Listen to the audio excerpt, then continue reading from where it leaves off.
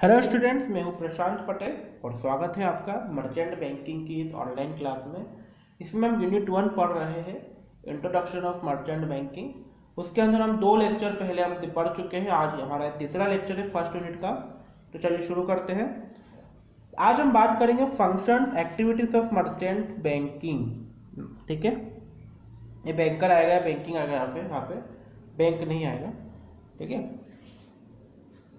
तो क्या क्या फंक्शन होते हैं, क्या क्या एक्टिविटी होती है, एक एक एक्टिविटी को हम डिटेल में देखते हैं। उसके बाद में इनके ऊपर अलग हमको अलग अलग चैप्टर्स पढ़ने हैं, पर अभी डिटेल में एक दो दो तीन तीन लाइन में इनको हम समझ लेते हैं, जिससे कि कहीं पर ये शब्द रिपीट होंगे तो आपको ये ना लगे कि मैं कहा हूँ वाली फीलिंग ना आए। ठीक है, तो पहला फंक्शन क्या है, कॉरपोरेट काउंसलिंग का। उसके अंदर ये सिर्फ जो भी प्रॉब्लम आ रही है कंपनीज को, कॉर्पोरेट्स को जो भी प्रॉब्लम आ रही है उनको सुनते हैं प्रॉब्लम, उनकी काउंसलिंग करते हैं। ठीक है, और अपना ओपिनियन सजेशन देते हैं। अभी किन किन चीज़ों पे हो सकते हैं, कोई प्रोजेक्ट मैनेजमेंट के ऊपर हो सकता है कि आपको प्रोजेक्ट करना चाहिए कि नहीं करना चाहिए। आपको याद होगा हमने सेकेंड सेम या थर्ड सेम में हमने पढ़ा था एक सब्जेक्ट फाइनेंशियल मैनेजमेंट, उसके अंदर, और फिर हमने पिछले सेम में ही सब्जेक्ट पढ़ा है प्रोजेक्ट मैनेजमेंट। उसके अंदर हम अलग अलग तरीकों से चेक करते हैं प्रैक्टिकल क्वेश्चंस की हेल्प से कि ये प्रोजेक्ट फिजिबल है कि नहीं है। तो वो चीज़ भी मर्चेंट बैंकर करता है कंपनीज के लिए, चेक करने का काम कि प्रोजेक्ट होना चाहिए, लेना चाहिए कि नहीं लेना चाहिए। उसके अलावा कैपिटल रिस्ट्रक्चरिंग, या हमने अभी डिस्कस कराया था, ये कैपिटल रिस्ट्रक्चरिंग को ही हम मर्जर एंड एक्विजिशन बोलते हैं। ठीक है, पब्लिक इशू मैनेजमेंट मैंने पिछले लेक्चर में चिल्ला चिल्ला के बताया है पब्लिक इशू क्या होता है, अब मैं आपको नहीं बताऊंगा। क्रेडिट एक्सेप्टेंस, लोन देने का या फिर लोन पैसा एक्सेप्ट करने का काम भी ये करते हैं। ठीक है, उसके अलावा काउंसलिंग करते हैं कॉर्पोरेट लॉ के बारे में कि गवर्नमेंट ने अगर कोई नया रूल्स एंड रेगुलेशन बनाया तो आपकी कंपनी को कैसे अफेक्ट करेगा और आप उसके थ्रू कैसे मैक्सिमम बेनिफिट उठा सकते हो। ये सारी चीज़ें काउंसलिंग का पार्ट होती है और ये सब मर्चेंट बैंकर करते हैं, और मैक्सिमम चीज़ों में ये फ्री ऑफ कॉस्ट रहता है।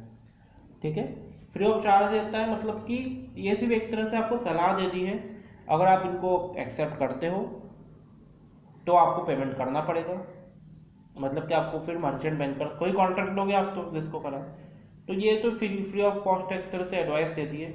अब आप इनको यूज़ करोगे तो आप मर्चेंट बैंकर को हायर करोगे तो आप उसको पेमेंट करो, फिर ये रहता है मतलब। अगला पॉइंट, प्रोजेक्ट काउंसलिंग। जैसा कि मैंने बताया था कि कोई प्रोजेक्ट फिजिबल है कि नहीं है, उसकी प्रोजेक्ट रिपोर्ट प्रिपेयर करना। ठीक है, उसका पैसों का फाइनेंस का पैटर्न कैसा रहेगा, कहाँ से लॉन्ग टर्म की फंडिंग होगी, कहाँ से शॉर्ट टर्म की फंडिंग होगी। ठीक है, उसके अलावा प्रोजेक्ट रिपोर्ट है, उसको सारी अगर बैंकों से लोन उठाना है तो सारी बैंकों में रिपोर्ट सबमिट करना और बैंकों से लोन लेना प्रोजेक्ट के लिए। ये सारे काम मर्चेंट बैंकर के अंडर में आते हैं। उसके अलावा कैपिटल रिस्ट्रक्चरिंग सर्विसेज, इसके अंदर आता है कि कैपिटलाइजेशन का क्या एक्सटेंट रहेगा। मतलब इसका ये हुआ कि कंपनी में कोई भी काम के लिए पैसा जो आएगा, कितना इक्विटी से आएगा, कितना डेट से आएगा, और कितना लोन से आएगा, कितना अदर इंस्ट्रूमेंट से आएगा, कितना लॉन्ग टर्म में आएगा, कितना शॉर्ट टर्म के लिए आएगा। ये सारी चीज़ें आती है कैपिटल रिस्ट्रक्चरिंग सर्विसेज में। ठीक है, उसके अलावा एक और चीज़ है पोर्टफोलियो मैनेजमेंट। पोर्टफोलियो मैनेजमेंट क्या होता है, पोर्टफोलियो मैनेजमेंट का मतलब होता है कि जब कोई कंपनी या कोई इंडिविजुअल, ठीक है, अलग अलग चीज़ों में इन्वेस्ट करके रखता है। मान लो कि उसने कुछ पैसा इन्वेस्ट करा है गोल्ड में, कुछ करा है रियल इस्टेट में, कुछ करा है शेयर्स में भी उसने मान लो कुछ पैसा एसबीआई के शेयर्स में करा है, कुछ पैसा उसने लेट्स से आयशा मोटर्स के शेयर्स में करा है। तो अलग अलग कंपनियों के शेयर्स में उसने इन्वेस्ट कर रखा है। कुछ पैसा म्यूचुअल फंड्स में इन्वेस्ट कर रखा है, म्यूचुअल फंड्स में भी उसने अलग अलग टाइप के म्यूचुअल फंड्स में इन्वेस्ट करा हुआ है। तो ये सारे सिक्योरिटीज में उसने जब इन्वेस्ट करा है, ये सारी सिक्योरिटीज में, तो इन सबको मिला के बनता है उसका पोर्टफोलियो। इन सबका जब टोटल करा जाता है, इन सबको मिक्स करा जाता है, उसको बनता है पोर्टफोलियो। उसको मैनेज करने में क्या चीज़ आती है कि हाँ कौन सी चीज़ें अच्छी है उनको रखो, कौन सी चीज़ें बाहर है खराब है उनको निकाल के फेंक दो। या जो चीज़ें, जो इंस्ट्रूमेंट्स कम रिटर्न दे रहे हैं उनको आप निकाल के फेंक दो। इसको टाइम टाइम पे आप इनको चेक करना पड़ेगा। तो चेक करने का काम और निकालने का या अंदर ऐड करने का काम भी मर्चेंट बैंकर करता है। इशू मैनेजमेंट, ये आपको पता ही है। अगला लोन सिंडिकेशन, मैंने फर्स्ट लेक्चर में बताया, एक बार फिर से आपको लोन सिंडिकेशन के बारे में बता देता हूँ। फॉर एग्जांपल मैं वापस से विजय माल्या का एग्जांपल लूँगा। विजय माल्या ने को लोन की ज़रूरत थी किंगफिशर एयरलाइन के लिए। उसने करीब करीब 20 से 30 हज़ार करोड़ का लोन उसको चाहिए था। अब कोई एक बैंक के लिए पॉसिबल नहीं होता है कि वो ये 20 से 30 हज़ार करोड़ का लोन अकेले दे दे। तो क्या होगा कि विजय माल्या जाएगा एक मर्चेंट बैंकर के पास में। मर्चेंट बैंकर एक बढ़िया सी रिपोर्ट बनाएगा, अलग अलग बैंक के पास जाएगा। लेट से वो गया पंजाब नेशनल बैंक के पास में। पंजाब नेशनल बैंक ने बोला कि आपकी रिपोर्ट तो अच्छी है लेकिन हमारे क्राइटेरिया में 5,000 करोड़ का लोन ही हम दे सकते। तो उसने बोला ओके चलेगा। दूसरी बैंक के पास गया, उसको उन्होंने रिपोर्ट दिखाई, उससे उन्होंने कुछ और मान लो 2,000 करोड़ का लोन ले लिया। तीसरी बैंक से तब 6,000 करोड़ का लोन मिल गया। SBI से 10,000 करोड़ का लोन मिल गया उसको। ऐसे अलग अलग बैंक से थोड़ा थोड़ा पैसा उसको मिल गया। ठीक है, तो ये सारा पैसा जब उसको मिला तो उस पैसे को मिलाकर उसने 20,000 करोड़ का अमाउंट बनाया और वो पैसा उसने विजय माल्या को दे दिया। तो ये सारे अलग अलग लोन होते हैं, अलग अलग बैंकों से लोन लेकर उसको किसी एक पर्टिकुलर फर्म कंपनी को देना, इसी को बोलते हैं लोन सिंडिकेशन। इसमें हम लोन का सिंडिकेट कर रहे हैं। सिंडिकेट कर रहे हैं मतलब कि अलग अलग बैंकों के लोन को मिक्स कर रहे हैं। ठीक है, अब इसमें एक और चीज़ आती है। बहुत बार क्या होता है कि हमको तो इसका मतलब यही नहीं कि हमने अलग अलग बैंकों से लोन लेकर उसको मिक्स कर दिया। एक और चीज़ इसके अंदर आती है। बहुत बार क्या होता है कि आपको तो लोन चाहिए रहता है, ठीक है, वो ऐसा चाहिए रहता है कि आपको मतलब अभी स्टार्टिंग में कोई प्रोजेक्ट को शुरू करने के लिए आपको ज़्यादा पैसों की ज़रूरत पड़ेगी। फिर बीच बीच में आपको तो ऑपरेशनल एक्टिविटीज़ को कंटिन्यू रखने के लिए भी कुछ पैसे की ज़रूरत पड़ेगी। ठीक है, तो कुछ शॉर्ट टर्म के लिए लगेगा पैसा आपको, फिर कुछ लॉन्ग टर्म के लिए लगेगा, फिर कुछ बहुत ज़्यादा लंबे समय के बाद लगेगा। तो अलग अलग टाइम पे आपको अलग अलग पैसा लगेगा। तो आप अलग अलग पैसा आप लेने तो जाओगे नहीं, तो आप किसी एक बैंक से डील कर लोगे कि भैया हमको अभी इतना पैसा लग रहा है, 2 महीने बाद इतने की निकालेंगे, हम 6 महीने बाद इतना निकालेंगे।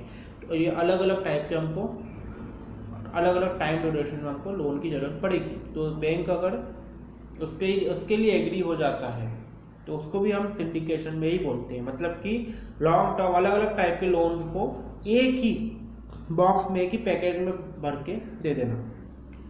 तो ये अलग अलग टाइप के भी लोन सिंडिकेशन होते हैं। तो लोन सिंडिकेशन एक पूरा बड़ा टॉपिक है, पर अभी मैंने आपको शॉर्ट में उसके 2-3 टाइप आपको समझाए हैं। एक टाइप है कि अलग अलग बैंकों से पैसा लेकर किसी एक पर्सन को देना। दूसरा टाइप है कि अलग अलग टाइप के लोन एक ही बैंक से लेकर किसी एक ही पर्सन को देना। उसके अलावा एक और वर्क मर्चेंट बैंकर का आता है कि वर्किंग कैपिटल फाइनेंस को अरेंज करना।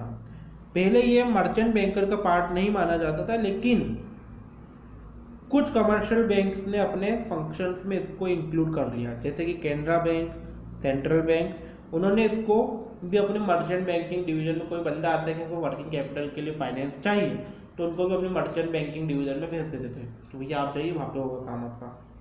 और फिर ये धीरे धीरे वर्किंग कैपिटल का ही पार्ट हो गया, सॉरी मर्चेंट बैंकिंग का ही पार्ट हो गया। अब वर्किंग कैपिटल मतलब कि डे टू डे एक्टिविटीज़ के लिए जो कैपिटल लगती है उसको वर्किंग कैपिटल बोलते हैं। ठीक है, अब उसके लिए भी पैसे की ज़रूरत पड़ रही है, डे टू डे एक्टिविटी को कंटिन्यू करने के लिए भी। ये किन लोगों को ज़रूरत पड़ती है? जो कंपनियां एकदम नई होती, फ्रेश होती है, ठीक है, या उनको मार्केट में आए हुए 1 या 2 साल ही होते हैं। ठीक है, तो उनको वर्किंग कैपिटल की ज़रूरत पड़ती है और उनके ऊपर कोई कंपनी या कोई बैंक इजीली ट्रस्ट भी नहीं करती, क्योंकि नई कंपनी कब बंद हो जाए कुछ नहीं बोल सकते। तो इस कंडीशन में वो मर्चेंट बैंकर के पास जाते हैं और मर्चेंट बैंकर उनको लोन की व्यवस्था करवाते हैं। वेंचर कैपिटल, अब देखो वेंचर 2-3 टाइप के, अपना एंटरप्रेन्योरशिप पढ़ा है तो उसके अंदर 2-3 टाइप के नई कंपनियों के 2-3 टाइप होते हैं। तो मेन तो 2 है, वो आप समझ लो इजीली। कोई भी कंपनी है, जब वो एकदम नया आइडिया आया दिमाग में आपके कि अब मेरे को इस चीज़ की कंपनी डालनी है, वो एकदम स्टार्टिंग स्टेज में शुरू कर दिया है आपने, काम 1-2 दिन ही हुए हैं, उसको बोलते हैं सीड कंपनी। बीज अभी आपने बोया है उसका, उसमें अगर कोई बंदा आके इन्वेस्ट करता है तो उसको हम बोलते हैं, उस पैसे को बोलते हैं हम सीड कैपिटल। क्या बोलते हैं? Seed capital. अब आपकी कंपनी को 1-2 साल हो गए हैं, थोड़ा सा स्टेबल होने लगी है आपकी कंपनी, पर फिर भी आपको उसको बड़े लेवल में एक्सपांशन करने के लिए पैसे की जरूरत पड़ेगी। तो उस टाइम पे कोई आता है बंदा और आपकी कंपनी में इन्वेस्ट करता है, ठीक है, उसको बोलते हैं हम वेंचर कैपिटल।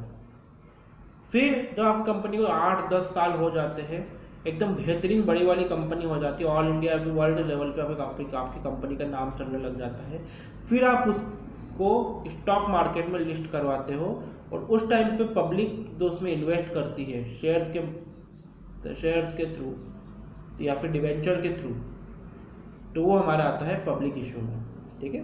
तो अभी हम बात कर रहे हैं वेंचर कैपिटल की। सबसे ज़्यादा मर्चेंट बैंकर की जरूरत वेंचर कैपिटल को ही पड़ती है, क्योंकि 1-2 साल हुए मार्केट में आए हुए, ठीक है। बहुत बार तो बहुत से लोग अपनी जो कंपनी होती है उसको खुद के दम पे ही ऊपर लेकर जाते हैं, उनको सीड फंडिंग मिलती ही नहीं है। तो वेंचर कैपिटल एक ऐसा होता है कि जो जहाँ से आपकी कंपनी एकदम बूस्टअप करती है।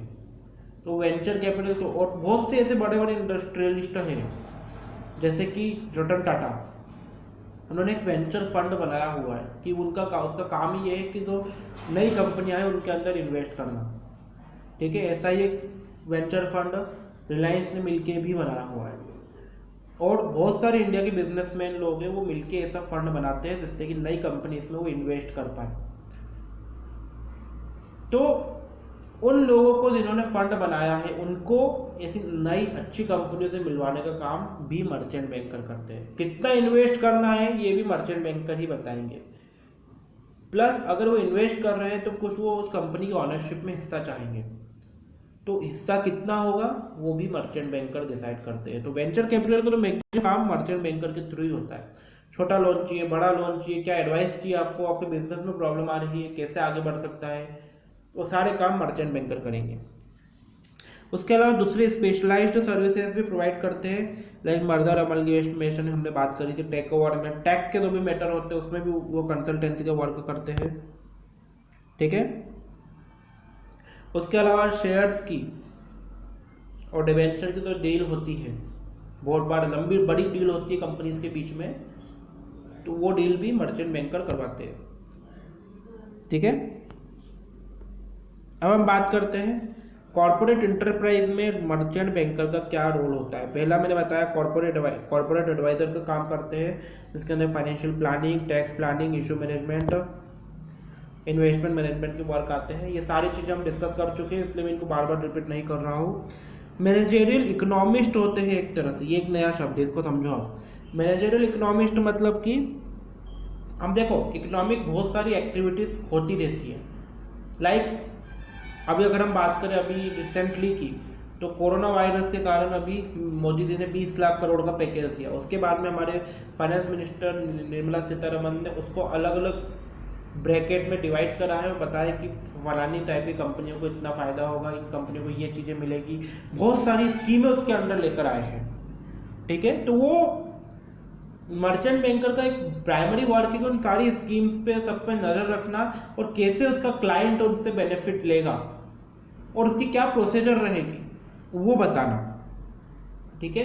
और पर्टिकुलरली कोई अगर इकोनॉमिक इवेंट हो रहा है, कोई भी ऐसा वर्क हुआ है इंटरनेशनल, नेशनल या नेशनल लेवल पे, वो उसके क्लाइंट को कैसे अफेक्ट करेगा, ठीक है। तो वो अपने क्लाइंट को गाइड करना और बताना कि भैया तुमको ये फ़ायदा होने वाला है, इस चीज़ से इतना नुकसान होने वाला है, तो बी प्रिपेयर्ड। ये काम भी मर्चेंट बैंकर करता है। उसमें वो स्ट्रेटेजी बनाने का काम भी करता है, ठीक है, कि अगर कुछ चेंज हुआ तो मार्केटिंग की स्ट्रेटेजी क्या रहेगी। लाइक अभी कोरोना वायरस के कारण एकदम लॉकडाउन हो गया, तो अब नए तरीके से मार्केटिंग हो रही है, ठीक है। प्राइस क्या रहना चाहिए आपके प्रोडक्ट का, ठीक है, आप कैसे कॉस्ट को घटा सकते हो, मार्केट का सर्वे करना है, ये सारे काम मर्चेंट बैंकर करता है। अगला फाइनेंशियल एंड इन्वेस्टमेंट एक्सपर्ट होता है, ये हमने पहले डिस्कस कर लिया इसको हमने। आप रीड आउट कर लीजिएगा।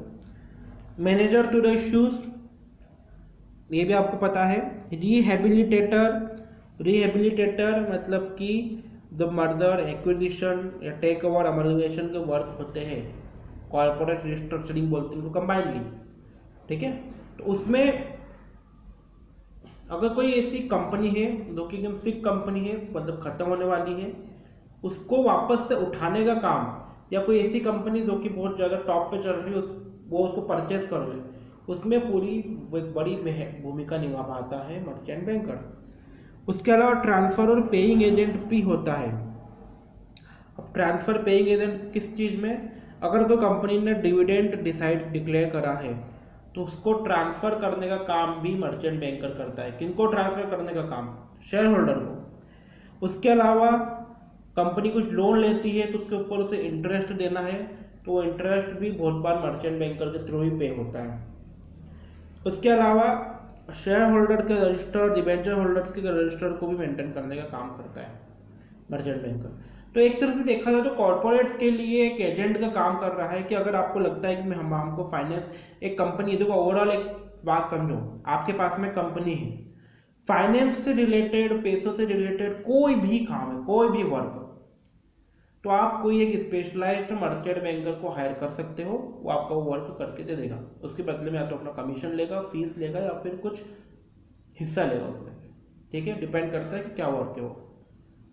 बाकी वो एक एजेंट की तरह है, आपको जो भी हेल्प लगेगी वो आकर करेगा आपकी कंपनी में, बशर्ते उसका पैसा देने के लिए रेडी रहो। इसलिए मर्चेंट बैंकर को नाम ही बोला गया है, मर्चेंट मतलब व्यापारी, ठीक है। व्यापारी होगा तो बैंकर है, उनके सारे फाइनेंस से रिलेटेड वर्क करने का काम मर्चेंट बैंकर करता है। और ये आपने देख ही लिया होगा, सारे फाइनेंस से रिलेटेड सारे काम हो रहे हैं। अगर पैसा एक हाथ से दूसरे हाथ देना है तो वो भी मर्चेंट बैंकर ही उठा के देगा, मतलब कंपनी से इतना भी लोड नहीं लेती, वो सारा काम एक तरह से मर्चेंट बैंकर के हाथ में दे देती है, ठीक है। तो ये था आज का लेक्चर। अगले लेक्चर में फिर मिलेंगे नए टॉपिक्स के साथ में, तब तक के लिए